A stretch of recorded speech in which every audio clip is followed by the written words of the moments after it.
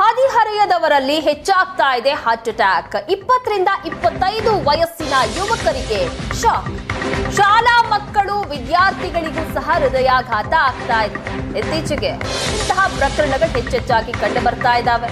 ಹೃದಯಾಘಾತಕ್ಕೆ BCom ವಿದ್ಯಾರ್ಥಿನಿ ಬಲಿಯಾಗಿದ್ದಾಳೆ.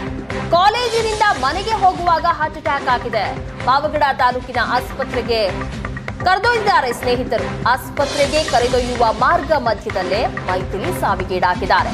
ಈಗ ಕುಟುಂಬಸ್ಥರ ಆಕ್ರಂದನ ಮುಗಿಲು ಮುಟ್ಟಿದೆ. ಪಾವಗಡದಲ್ಲಿ ಪ್ರಥಮ ಬಿಕಾಂ ಓದ್ತಾ ಇದ್ರು ಈ ಮೈಥಿಲಿ. ಈ ಫೋಟೋದಲ್ಲಿ ನೋಡ್ತಾ ಇದ್ದೀರಾ, ಇವರೇ ನಿನ್ನೆ ಕಾಲೇಜಿಂದ ಮನೆಗೆ ಹೋಗುವಾಗ ಹೃದಯಾಘಾತ ಆಗಿದೆ. ತಕ್ಷಣ ಅವರ ಸ್ನೇಹಿತರೆಲ್ಲರೂ ಸಹ ಆಸ್ಪತ್ರೆಗೆ ದಾಖಲು ಮಾಡ್ತಾರೆ. ಆದ್ರೆ ಆಸ್ಪತ್ರೆಗೆ ಹೋಗೋ ಮುಂಚೆನೆ ಪ್ರಾಣ ಬಿಟ್ಟಿದ್ದಾರೆ ಮೈಥಿಲಿ.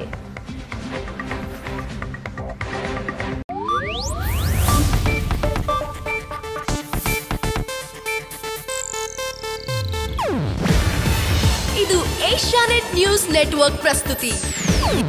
ನೀವು ನೋಡ್ತಿದ್ದೀರಾ ಏಷ್ಯಾನೆಟ್ ಸುವರ್ಣ ನ್ಯೂಸ್.